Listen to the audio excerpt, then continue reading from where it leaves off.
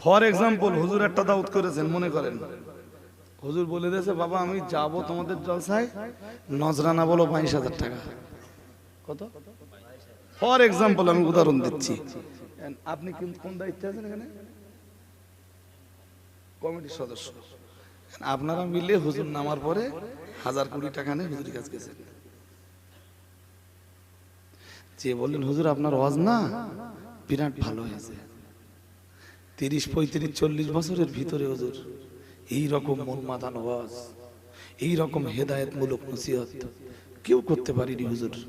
5টা বেনামাজি নামাজি হয়েছে জানেন, 5টা মাতাল বলেছে জীবনে মদ খাবো না, 5 জন সুদখোর বলেছে তারা সুদ খাবে না, 5 জন টাসপাটি আর কোনোদিন টাসের আড্ডায় বসবে না। হুজুর 5 জন বেপরদা মহিলা তারা ওয়াদা করেছে আপনার অশ্বনে যে তারা জিন্দেগিতে আর বেপরদা থাকবে না, তারা বোরখা পরবে। হুজুর আপনার অজানা অজস্র কল্যাণ হয়েছে। 22,000 বলা ছিল হুজুর, এই 20,000 দিচ্ছে, আপনি তো অনেক সওয়াব পাবেন, 20,000 নিয়ে একটু খুশি হন। হুজুর খুশি? হুজুর সওয়াবে খুশি? কিসে খুশি? আমি হুজুরির কোন কাতারে ফেলবো তো বুঝতে পারছি না। বুঝতে কি অসুবিধা হচ্ছে নাকি? হ্যাঁ, এসব বললি রজব আলী সাহেব 1 বয়কট না 7 বয়কট। 7 বয়কট বোঝেন? হ্যাঁ, দাওয়াত নেওয়ার সময় আপনাদের রেঞ্জেই এত কম দাওয়াতি আসি কেন? দাওয়াত নেওয়ার সময় জিজ্ঞেস করে নেই, হ্যালো ভাই আমার দাওয়াত করতেছেন করেন আবেগে পড়ে, তা আমার দাওয়াত ফিরকে দেবেন না তো? তার মানে আরে কত হুজুর আছে বলবেন যে আমি রজব আলী থাকলে করি না, তখন আমার দাওয়াত ফিরিয়ে দেবো না তো ভাই? আমি যাবানি, যদি তোমরা জিবরাইলের দাওয়াত করে আনতে পারো আমার অসুবিধা নেই, আমি এরম বলা লোক। জি আমার দোষ কি? দোষ কি? হুজুর আজ করেছে, নসিহত করেছে, জলসা কমিটি যে বলেছে হুজুর টাকা তো মাইশ দেওয়ার কথা ছিল, কিন্তু কালেকশনের আমাদের গ্রামের কন্ডিশন না ভালো না হুজুর, মানুষের আয় উপার্জনের দিকটা এখন একটু খারাপ যাচ্ছে, 1,000 টাকা কম দিচ্ছি। হুজুর খুশি? ওতে টাকা রয়েছে ভ্যানওয়ালার, ওই 20,000 টাকা নজরানায় ভ্যানওয়ালার টাকা আছে, মুটের টাকা আছে, ডেলিভারির টাকা আছে, রিক্সা চালকের টাকা আছে, জব কার্ডের কাজ করা মানুষের টাকা আছে। আছে না নেই? এরা যদি আল্লাহর আদালতে তোমার মতো হুজুরের বিরুদ্ধে মামলা দেয়,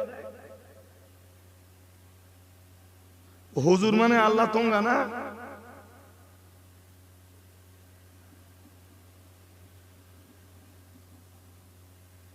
আল্লাহ বুঝবার ক্ষমতা দান করুন, বলুন আমিন, বলুন আমিন। ফুরফুরা শরীফের দাদা পীর সাহেব কেবলা কি করতেন?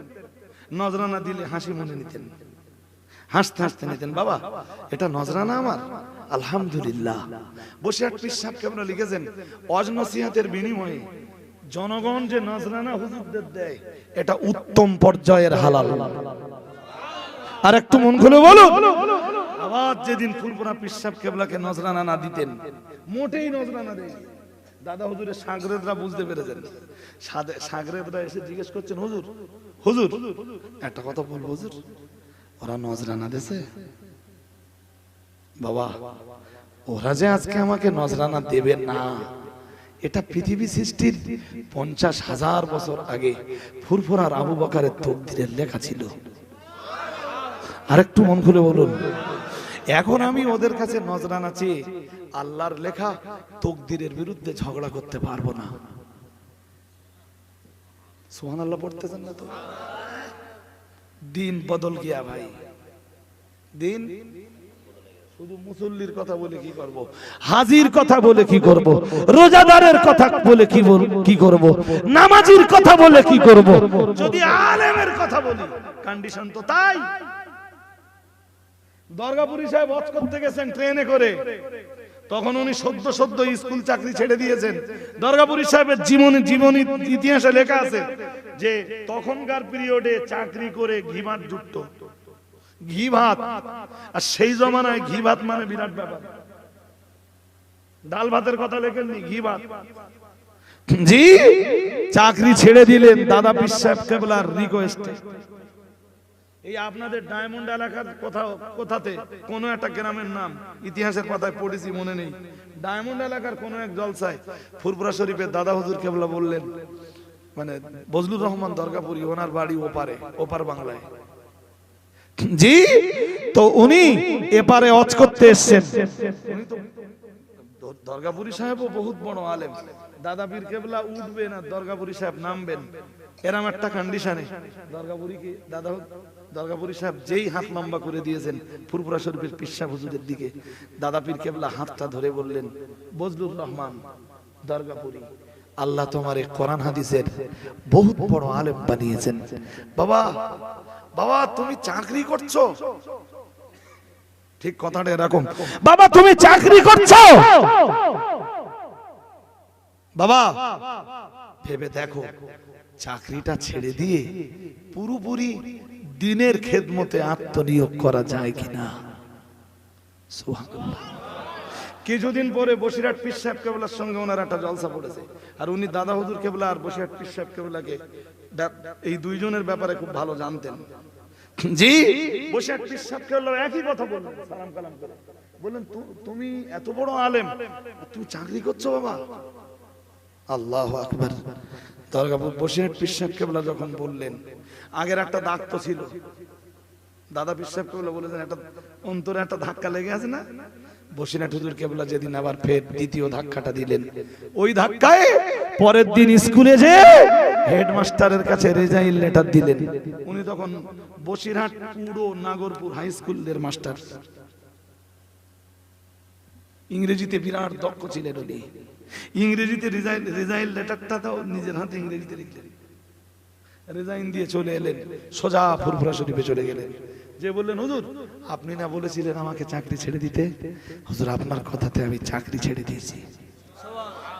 চাকরি ছেড়ে দেওয়ার পরে হুজুরের সংসার জীবনে কি অভাব।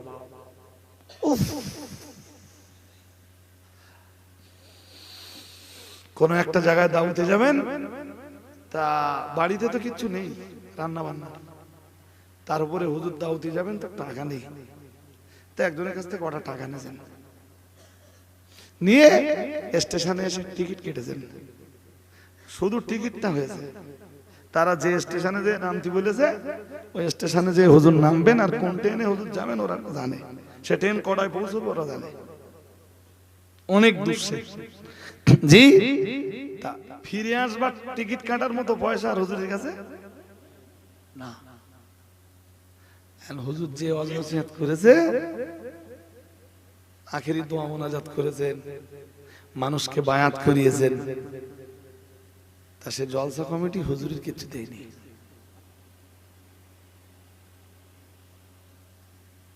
একদম মনের কথাটা বলেন, এখন যদি কোনো হুজুরের এরকম করা হয়, খুশি হুজুর? যদি জলসা কমিটির মা বাপ তুলে গালি না দেয় তা কমিটির কপাল ভালো। আমরা কারে হুজুর বলি? বিবেক দিয়ে কোনোদিন ভেবেছি? ঢুকেছি কোনোদিন তাদের ভিতরে? কোনোদিন ঢুকিনি। বাইরে বাইরে দেখি, হুজুর মনে করি, দাউদ দেই, মোটা অঙ্কের নাজরানা দেই, হুজুর চলে যায়।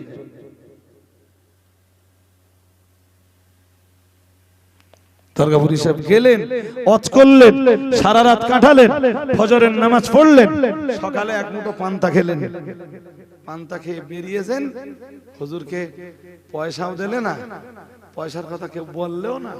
আর দরগাপুরি সাহেব সেই ঘাড়ে একটা এরকম ব্যাগ থাকতো, ঝোলা ব্যাগটা নিলেন, হাতে একটা লাঠি, মাথার উপরে টুপি, তার উপরে একটা রুমাল, সেই লম্বা চওড়া মানুষ তো ওইরকম হাঁটতে শুরু করলেন। পিছন দিকে আর ফিরেও তাকায় না, যে দেখি ডাকে কি, ডেকে পয়সা টয়সা দেখি। স্টেশনে এসে খুব চিন্তায় পড়েছেন, উপায়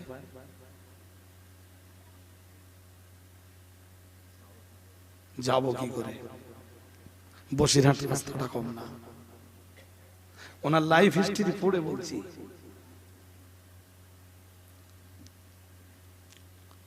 স্টেশনে বসে ভাবছেন হয় বিনা টিকিটই যেতে হবে, যেটা চরম বেয়াদবি, শুধু বেয়াদবি না, যদি চেকারের কাছে ধরা পড়ি বিরাট বেইজ্জতি, শুধু বেইজ্জতি না, চেকারের কাছে নাই বা ধরা পড়লাম, আমার আল্লাহ চেকার তো আছে। হ্যাঁ না বলবেন তো? হ্যাঁ না, ট্রেন ছেড়ে দেব। আল্লাহ বলেছেন ওমাইয়া তাওয়াক্কাল আলাল্লাহ ফাহুয়া হাসবুহু, যে আল্লাহর উপরে ভরসা করে আল্লাহ তার জন্য যথেষ্ট হয়ে যায়। আল্লাহ পাকের ওলি, আল্লাহর প্রিয় বান্দা, আল্লাহ পাকের প্রিয় বান্দার মনের ভিতরে কোরআনের আয়াত নাযিল হচ্ছিল, মানে কোরআনের আয়াত বারবার স্মরণে পড়ছিল, বারবার ওনার স্মৃতিতে কোরআনের আয়াতগুলো ফুটে উঠছিল। আল্লাহ পাকের কোরআন জানিয়েছে, মহান আল্লাহ জানিয়েছেন, ওয়া আলা রাব্বিহিম ইয়াতাওয়াক্কালুন, ইন্নামাল মুমিনুনা আল্লাযীনা ইযা যুকিরাল্লাহু ওয়াজিলাত কুলুবুহুম ওয়া ইযা তুলিয়াত আলাইহিম আয়াতুহু যাদাতুহুম ঈমানা ওয়া আলা রাব্বিহিম ইয়াতাওয়াক্কালুন। আমার আল্লাহ পাক রব্বুল আলামিন জানিয়েছেন, আল্লাহ পাক জানিয়েছেন ঈমানদার তারা, মানে ঈমানদারদের কাছে ইযা যুকিরাল্লাহু, যখন আল্লাহর জিকির হয়, ওয়াজিলাত কুলুবুহুম, ঈমানদারের অন্তর কেঁপে ওঠে। দুই নম্বরে মহান আল্লাহ বললেন, ওয়া ইযা তুলিয়াত আলাইহিম আয়াতুহু যাদাতুহুম ঈমানা, আর আল্লাহ ঈমানদার বান্দার কাছে যখন কোরআনের আয়াত তেলাওয়াত করে শোনানো হয়, যাদাতুহুম ঈমানা, ঈমানদারের ঈমানের নূর, ঈমানের পাওয়ার, ঈমানের শক্তি, ঈমানের আলো আরো বেড়ে যায়। ঈমানদারের তৃতীয় গুণ হলো, মহান আল্লাহ জানিয়েছেন, ওয়া আলা রাব্বিহিম ইয়াতাওয়াক্কালুন। ঈমানদার সব সময় আমার আল্লাহর উপরে নির্ভরশীল হয়ে যায়। হুজুর দরগাপুরি ভাবছিলেন আমার পকেটে টাকা নাই, কিন্তু আমি তো আমার আল্লাহর উপরে নির্ভরশীল, নিশ্চয়ই আমার আল্লাহ আমার জন্য কোন রাস্তা দেখিয়ে দেবেন। আবার মনের ভিতরে উদয় হলো, অন্তরে ভেসে উঠলো কোরআনের আরেক আয়াতের কথা, 28 পারা সূরাতুত তালাকের ভিতরে রয়েছে। মহান আল্লাহ জানিয়েছেন, ওমাইয়াত্তাকিল্লাহা ইয়াজআল লাহু মাখরাজা। মহান আল্লাহ জানিয়েছেন, যে মানুষটা আমার আল্লাহর ভয় করে, আমার আল্লাহ তার জন্য কোন না কোন রাস্তা তৈরি করে দেন। তার বিপদ থেকে মুক্তির জন্য আল্লাহ কোন না কোন রাস্তা তৈরি করে দেয়। একটু আওয়াজ তুলে বলেন সুবহানাল্লাহ। বারংবার দরগাপুরি সাহেব হুজুরের মনের ভিতরে এই আয়াতগুলো উদয় হচ্ছিল। ও বাবাজিরা ভাইরা, আল্লাহ রহমতের উপরে উনি ভরসা করলেন, আল্লাহ আমার পকেটে কোনো টাকা নাই, দুটো চোখ দিয়ে হুজুরের চোখ দুটো দিয়ে টপ টপ টপ টপ করে পানি গড়ায়। আল্লাহ এত রাস্তা আমি ফজলুর রহমান দরগাপুরি কেমনে ফিরে যাব? আল্লাহ তুমি না আমার জন্য একটা রাস্তা তৈরি করে দাও। এই রুমাল দিয়ে হুজুর চোখের পানিটা মুছে নিলেন। আল্লাহ সব জিকিরে মশগুল হয়ে গেলেন, আল্লাহর জিকিরে মশগুল হয়ে গেলেন। আওয়াজ হচ্ছে হুজুর চোখ দুটো বন্ধ করলেন, শুধু আওয়াজ হয় হুজুরের কান থেকে, আল্লাহ আল্লাহ আল্লাহ আল্লাহ আল্লাহ আল্লাহ আল্লাহ আল্লাহ। জিকির করতে করতে হুজুর আমার একটু নিদ্রা মগ্ন হয়ে গেলেন, হুজুর একটু তন্দ্রাচ্ছন্ন হয়ে গেলেন। হঠাৎ হুজুর যেখানে বসে আছেন সামনের দিকে দাঁড়িয়ে কে যেন একজন ডাকছে, হুজুর হুজুর। হুজুরের ঘুমটা ভেঙে গেল। আসসালামু আলাইকুম। ওয়া আলাইকুম আসসালাম। জি হুজুর, যদি বেয়াদবি না নেন একটা কথা কি জিজ্ঞেস করতে পারি? করতে পারো বাবা। হুজুর আপনার নাম কি? ফজলুর রহমান।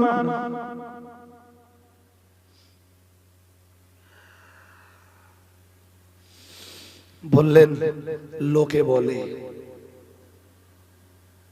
কি বললেন? লোকে, ওই মুসাফা করার পরে এবার উত্তর দিচ্ছেন, লোকে বলে। তুমি বাবা কে? হুজুর আমার এই পাশে বাড়ি। পাশের একটা গ্রাম আছে, এই গ্রামে বাড়ি হুজুর। হুজুর আপনি বজলুর রহমান দারগাপুরীকে চেনেন? বললেন জি চিনি। ওনার বাড়ি না বসিরহাটের খোলাপোতায়? উনি তখন বাংলাদেশ থেকে এখানে বসিরহাটের খোলাপোতায়। আমি অনেক দিন এসব কথা বলি না ভাই, অনেক দিন বলি না। বললেন আপনি যে বজলুর রহমান দারগাপুরীকে খোঁজ করছেন, আমি সেই বজলুর রহমান। আরেকটু বললেন হুজুর কিছু মনে না করেন তো একটা আবেদন করব, রাখবেন আমার আবেদনটা? বললেন জি বলো দেখি বাবা। হুজুর আমার বাড়িতে দুপুরবেলা একটু যাবেন।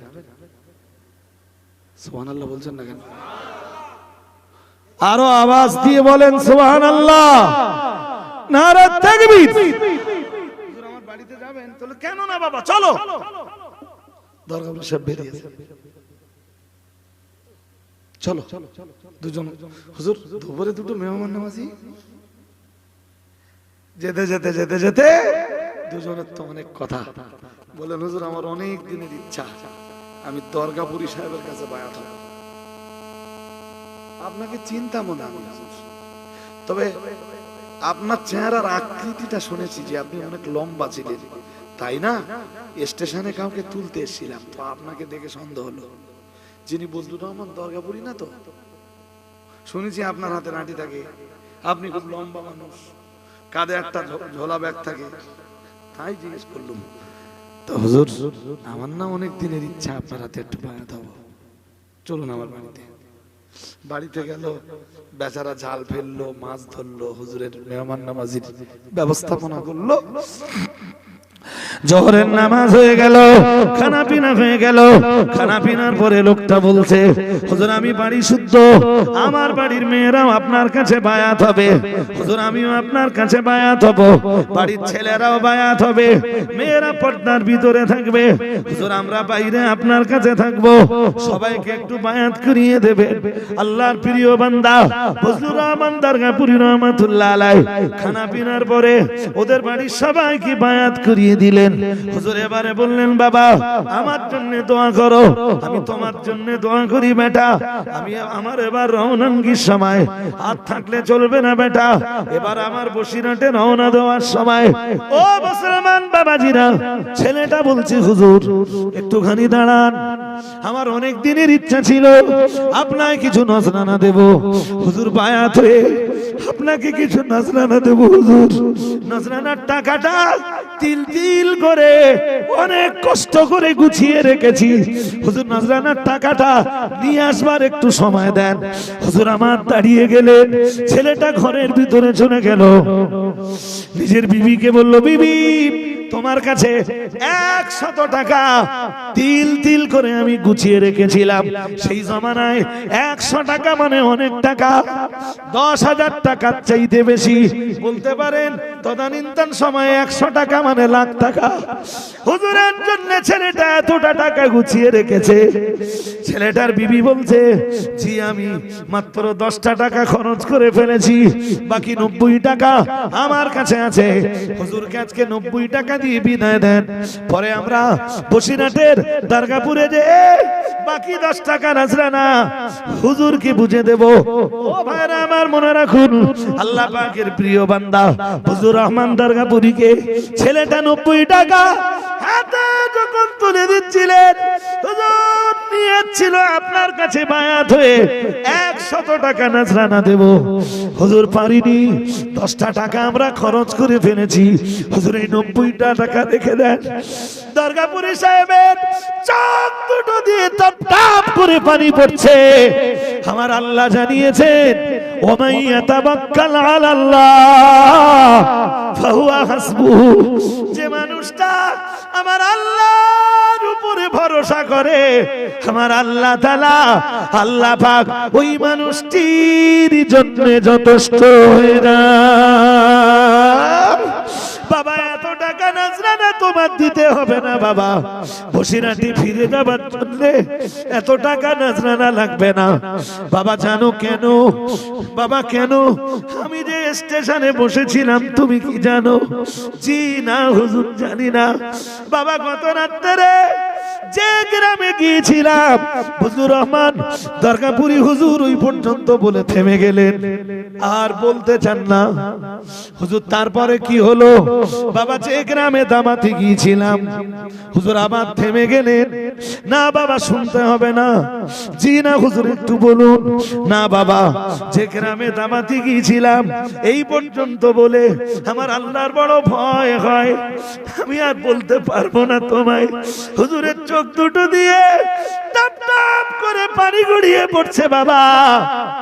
আমার কাছে টিকিট কাটার চাইতে বেশি পয়সা ছিল না, কেবল আসবার ভাড়াটা ছিল, যাওয়ার মতো কোনো পয়সা ছিল না বাবা। যেটা বলতে চাইছিলাম, আসলে ওরা আমার সাথে কোনো বেয়াদবি করিনি বাবা, এটা ছিল আমার তকদিরের লিখনি বাবা। ওরা আমার কোনো নজরানা দেয়নি, এটা ওদের কোনো দোষ নয় বাবা, ওটা মহান আল্লাহ আমার তকদিরে লেখেননি।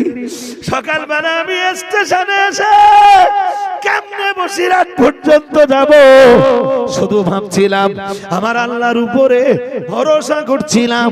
আর আমার আল্লাহ বলেছেন যে আমার উপরে ভরসা রাখে আমি আল্লাহ তার জন্য যথেষ্ট হয়ে যাই। তাই আমি হুজুর রহমান দরগাপুরি এখন আনন্দের কান্না কাটছি। আমি আমার আল্লাহর উপরে নির্ভরশীল ছিলাম বলেই আল্লাহ তাআলা, আল্লাহ পাক তার কুদরতি কবজায় আমাকে নিয়ে নিয়েছেন। আল্লাহ নিজের কুদরতি দায়িত্বে তুলে দিয়ে তিনি আমার বসিরহাটে পৌঁছে যাওয়ার মতো একটা ব্যবস্থা করে দিয়েছেন।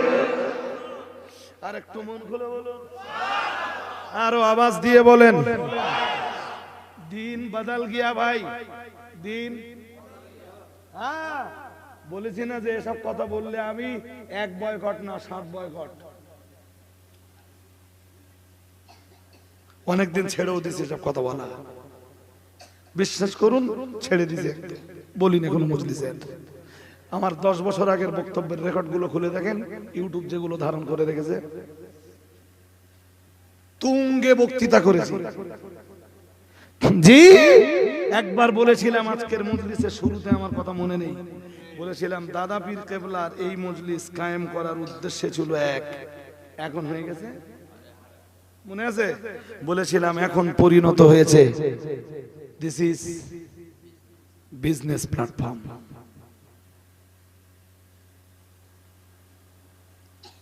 ওরা তো গেল একদিক।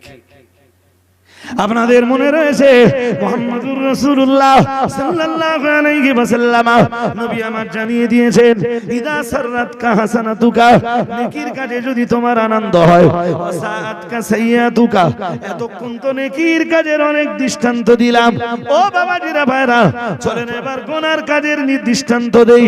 মুহাম্মদুর রাসূলুল্লাহ সাল্লাল্লাহু আলাইহি ওয়াসাল্লাম বললেন, ইদা সাররাতকা হাসানাতুকা, নেকির কাজে যদি তোমার আনন্দ হয়, ওয়াসাআতকা সাইয়াতুকা,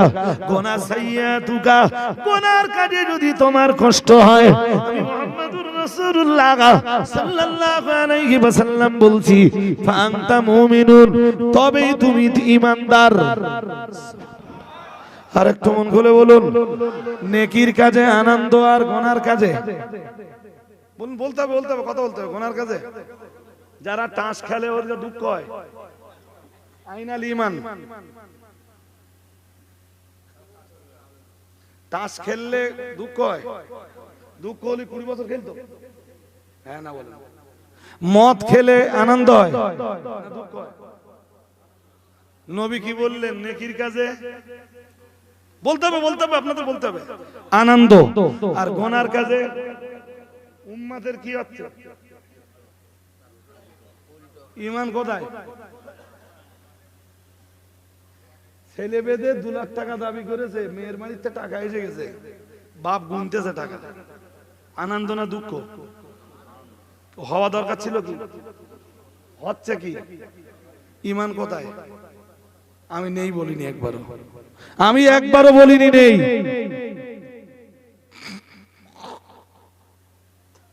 ভুলে যাইনি আমি।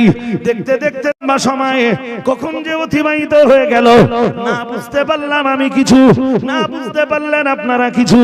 ও বাবাজিরা ভাইরা, ওই যে শুরু করেছিলাম মুহাম্মদুর রাসূলুল্লাহ সাল্লাল্লাহু আলাইহি ওয়াসাল্লাম, নবী আমার জানিয়ে দিয়েছেন, ও আমার সাহাবীরা মনে রাখো, আমি আল্লাহর রাসূল বলছি, মাতা ইয়াউমাল জুমাতি, কেউ যদি জুমার দিনে মারা যায়, আও লাইলাতাল জুমাতি, যদি জুমার রাতে মারা যায়, ইল্লা ওয়াকাহুল্লাহু ফিতনাতাল কবর।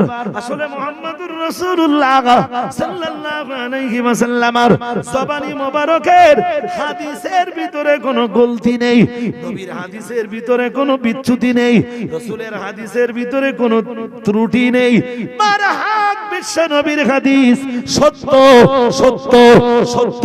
কোন ঈমানদার জুমার রাতে মারা গেলে অথবা জুমার দিনে ঈমান অবস্থায় মারা গেলে আল্লাহ তাআলা তাকে কবরের আযাব থেকে, ফিতনা থেকে নিষ্কৃতি দান করবেন।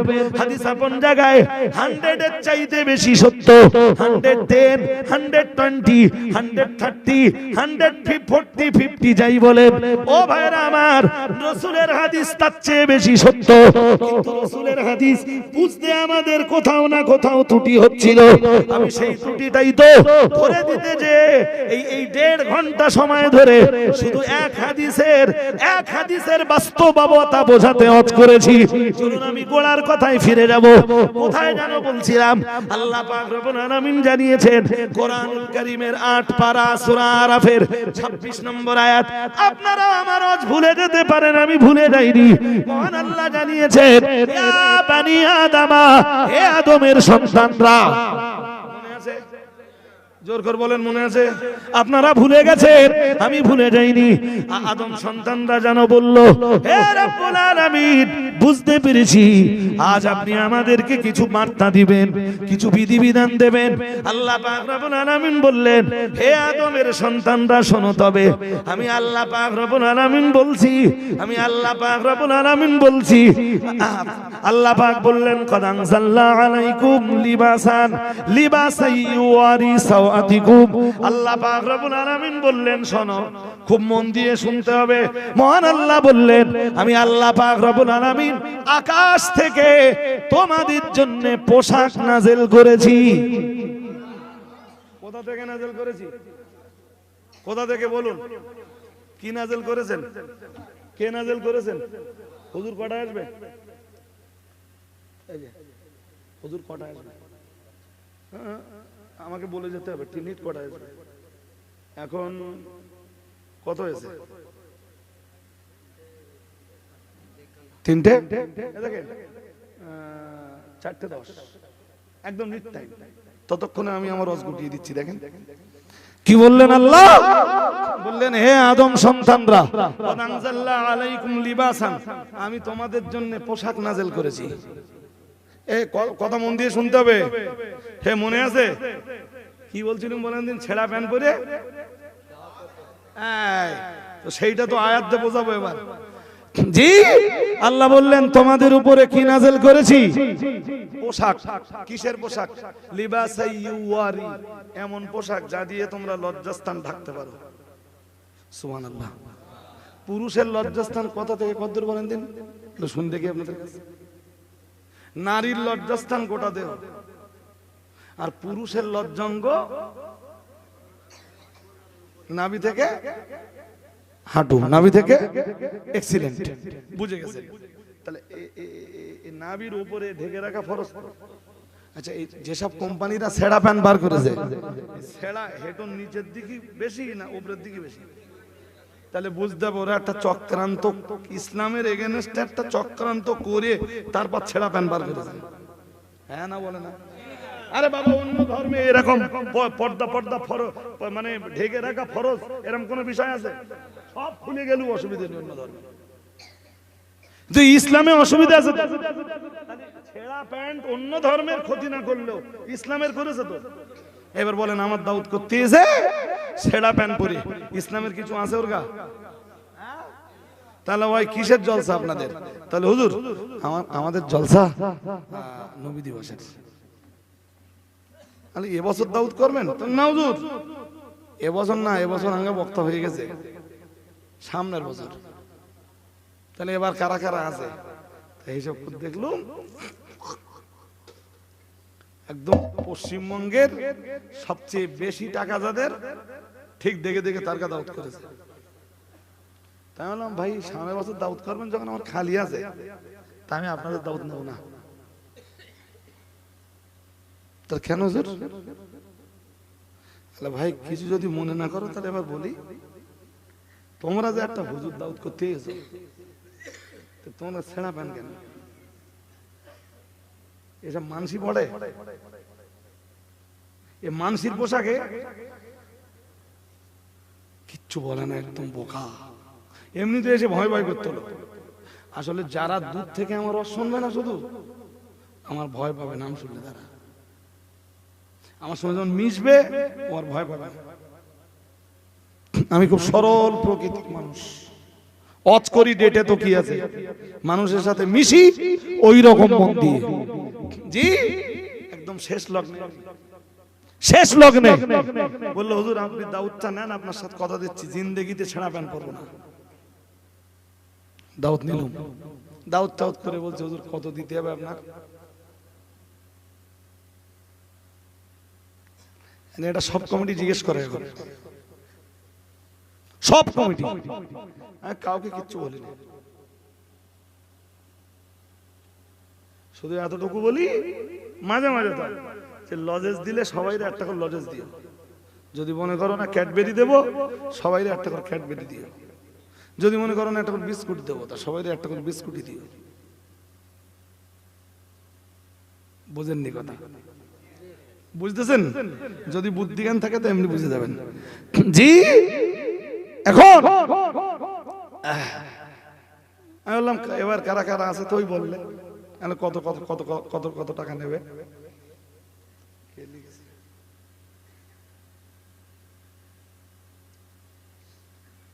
সানোয়ার গাজী কেসে আছে এখানে, বসে। জি এক ভাই প্রশ্ন করেছে যে হুজুর কন্টাক্ট করে নেওয়া যাবে কি? বিষয়টা পরিষ্কার করে ক্লিয়ার করি। এখানে দুটো মতামত পাওয়া যায়। একটা শ্রেণীর আলেমরা সবসময় মনে রাখবেন শরীয়তের দুটো দিক থাকে, এটা আবার বোঝাতে আপনাদের অনেক সময় যাবে। একটা আজিমাত আর একটা রুকসাত। কি করবো বোঝাই আপনাদের? তো প্রশ্ন যখন করেছে তো উত্তর তো আমার দিতে হবে। এই এলো রাত্রিবেলা একা বাড়ি আসতেছে, ও ধরেন নিশ্চিন্ত পড়তে, দুষ্কৃতীরা ধরেছে। সে যে দুষ্কৃতি হোক, এই জায়গায় বন্দুক থেকে বলতেছে বল আল্লাহ কজন? মুসলমানের আল্লাহ কজন? একজন বললি ওরা শুনবে না, 12 জন বলতে হবে। শুনছেন নাকি? যদি একজন বলে মেরে দেবে, আর যদি 12 জন বললে 12 জন বললে এই লোকটা এখন কি করবে বলেন? 12 জন বললে ছেড়ে দেবে, মারবে না প্রাণে। হয়তো এমনি একটা ঘুষি টুসি মুখ টুক দাগ করে দিতে পারে, আলাদা ব্যাপার, পুরো মারবে না। এই লোকটা বুঝতেও পারতেন যে 12 জন বললি ছেড়ে দেবেন, আর একজন বললে মারবেই, একদম 0 পয়েন্টে লাগিয়ে দিয়েছে। মশলা কি জানেন? এই ক্ষেত্রে এই মশলা বুঝলে ওই মশলা বুঝলে। মশলা কি জানেন? মশলা হলো এর দুটো সূরাত আছে। প্রথম সূরাত আজিমাত, মরবো মরবো, বাঁচবার জন্য 12 জন বলবো, এর নাম আজিমাত। এর নাম আজিমাত, মানে কঠোরতার জায়গায় দাঁড়িয়ে থাকবো, জীবন দেব, ঈমান দেব না। আর একটা সূরাত আছে, তার নাম হলো রুকসাত। তার নাম কি? রুকসাত। রুকসাতের বিষয়টা কি? রুকসাতটা এরকম যে মুখে ঈমান রাখবো, অন্তরে ঈমান রাখবো, মুখে বলবো পারবো, বলে এখান থেকে কেটে পড়বো। তারপর দেখা যাবে বেঁচে থাকলে ঈমানের অনেক কাজ করা যাবে। আমার কথা কি বুঝতেছেন নাকি? যদি আরো 12 বছর থাকে অনেক কাজ করতে পারবো তো ইসলামের। হ্যাঁ না বলেন? ওর নাম রূপসাত। এই টাকা চেয়ে নেওয়া না নেওয়া, এইটা কেউ আজিমাতটাকে ধরে বসে আছে, আর কেউ রূপসাতটাকে গ্রহণ করেছে। কিরম ভাবে জানেন তো? তাহলে আমরা খরচ করে টাকা নিচ্ছি না, পথ খরচ বাবদ নজরানা নিচ্ছি। আমি যাব 30,000 টাকা পথ খরচ দিতে হবে।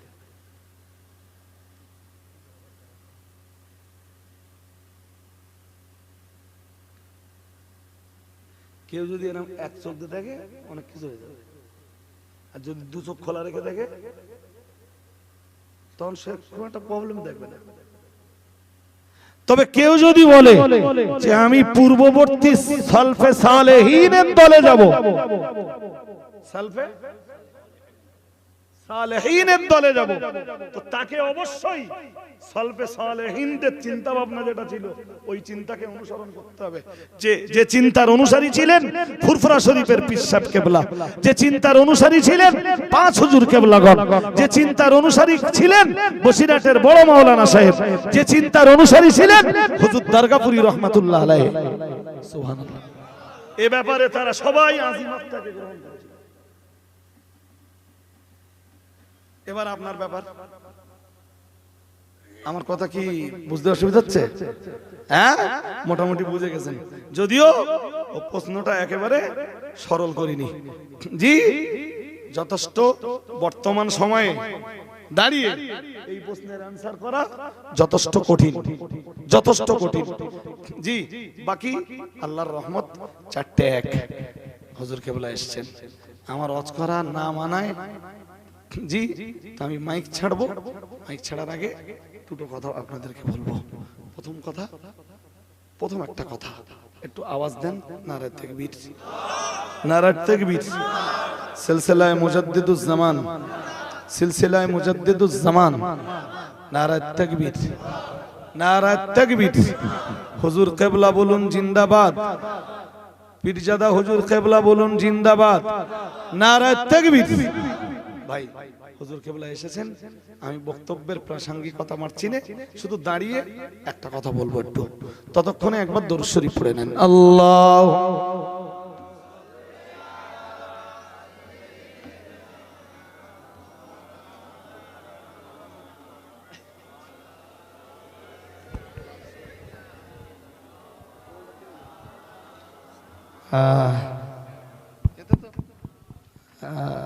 একটা দুটো কথা একদম শেষ লগ্নে, যারা বসে আছেন বসে থাকতে পারেন, সমস্যা নেই।